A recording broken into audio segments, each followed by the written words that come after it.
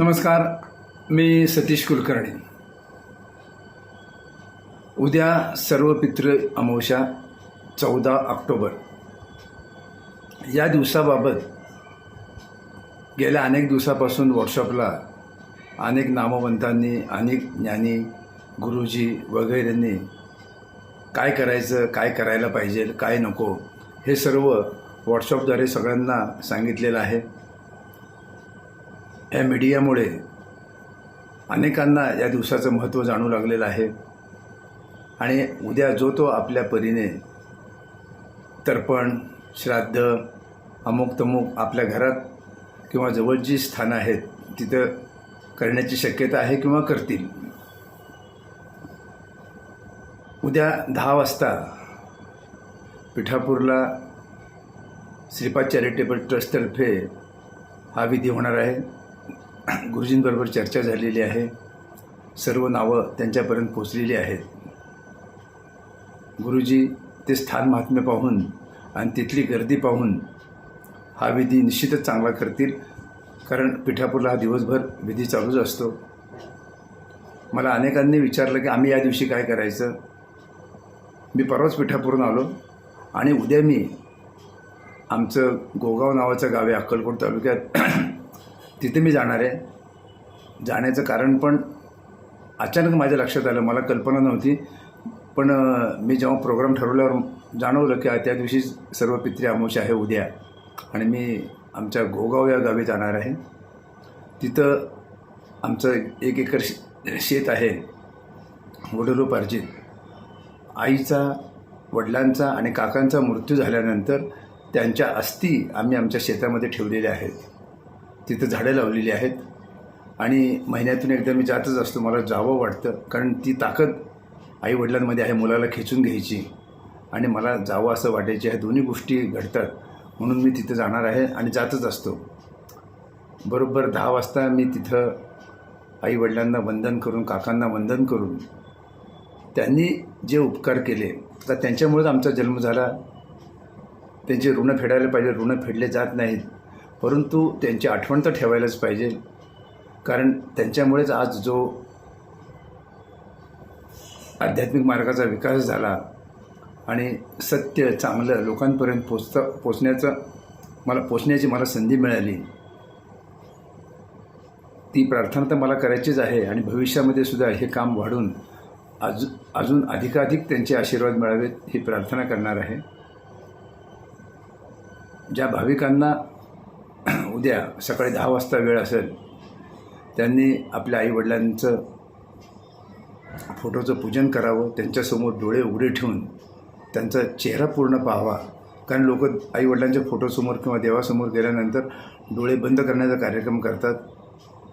निदान उद्या तरी डोळे उघडे ठेवून त्यांना पाहावं आणि त्यांनी जे आपल्यावर उपकार केलेत त्याची जाणीव व्हावी, हा हेतू त्यामागं आहे.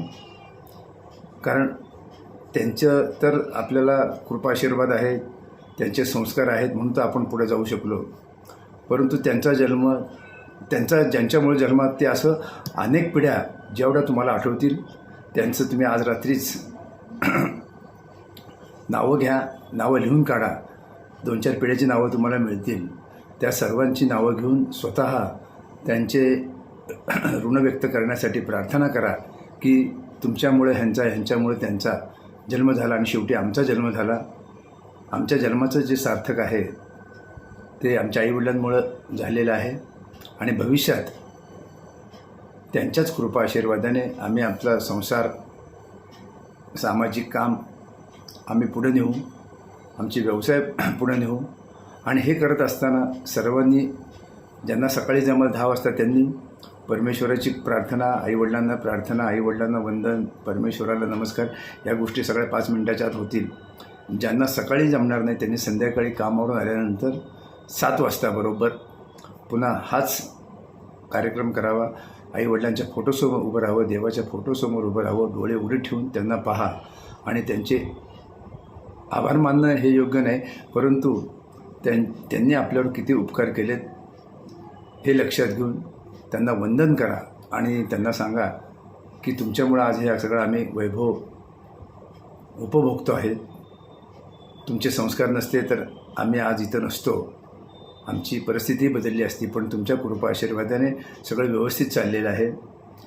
या प्रार्थना तर होतीलच होतील, परंतु महत्त्वाचं एक आवर्जून सांगायचं असं की हा जो विधी घरोघरी होणार आहे, काही ठिकाणी होणार आहे, हे चांगलंच आहे, हा एक चांगला प्रयत्न आहे. पण हे वर्षानुवर्ष चालूच आहे, चालूच राहणार आहे. ऋण कधी फिटत नसतात. परंतु आणि असे विधी तर्पण श्राद्ध केल्यानंतर थोडी आत्मिक शांतता मिळते. परंतु मूळ जे प्रश्न आहेत, अनेकांच्या घरामध्ये कौटुंबिक कलह आहे, पिढ्यानपिढ्या अनेक प्रकारचे वाद आहेत. काही लोक म्हणतात मातृदोष आहे, काही लोक म्हणतात पितृदोष आहे. त्याच्यावर माझा विश्वास नाही, कारण आईवडील हे प्रेमळ असतात, मुलांना कधीही शाप देत नाहीत, देणार पण नाहीत. परंतु कोणतरी डोक्यात घालतं आणि मग हा विधी आणखी खर्चिक करून ठेवतात. त्यापेक्षा तुम्ही आईवडिलांना स्मरून उद्या एक प्रतिज्ञा करा की जो आमच्या भावाभावात नातेवाईकात जो वाद आहे तो वाद संपवण्याचा आम्ही प्रयत्न करू आणि तो संपवण्यासाठी तुमचा आशीर्वाद आमच्या पाठीशी असून द्या. तुम्हाला स्मरून आम्ही चांगले प्रयत्न करू, तडजोड करू आणि चांगला मार्ग काढून आम्ही आमच्यातला मतभेद आणि कलह मिटू. त्या मृतात्म्यांना किती आनंद होईल याची कल्पना पण करणार नाहीत. ते उद्या येतील, तुम्ही दिलेला प्रसाद घेतील, काही लोक अन्नदान करतील. माझ्यामार्फतसुद्धा सेपा चॅरिटेबल तर्फेसुद्धा उद्या पिठापुरातील गरिबांना धान्य वाटप होणार आहे. हे जरी सगळं असलं, शेवटी हे आपण कशासाठी करतो की आपल्याला कलह नको आहेत. जे प्रश्न अनेक वर्ष अनेक पिढ्या तुंबलेले आहेत त्यातून सोडवणूक व्हावी हा उद्देश असतो. आणि तो उद्देश जर खरोखर सफल करायचा असेल तर त्यांना प्रार्थना करा, त्यांच्यासमोर उभं राहा आणि मोठ्याने मोठंसारखं वागा, लहानाने लहानासारखं वागा. किंवा एखादा अवघड प्रश्न असेल तर एखाद्या ज्ञानवंताला विचारा आणि तडजोड करून हे प्रश्न सगळे येत्या काही दिवसात संपून टाका.